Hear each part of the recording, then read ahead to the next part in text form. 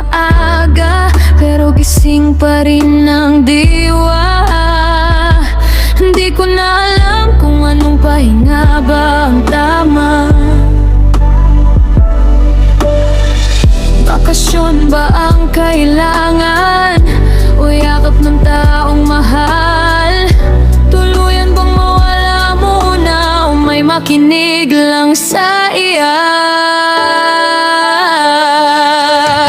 Hindi ko alam kung anong klaseng pahinga ang kailangan. Tutulog pero pagising pagod pa rin ang nararamdaman.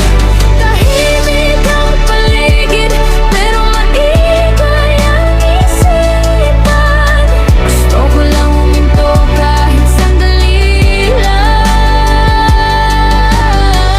Minsan katawan lang ba to o puso na ang sugatan? Kasi kahit anong pahinga parang kulang at bitin pa rin naman. Hindi ko alam kung saan lulugar, basta gusto ko lang munang magpahinga sa mundong magulo at maingay. Hindi ako sumusuko, napapagod lang talaga.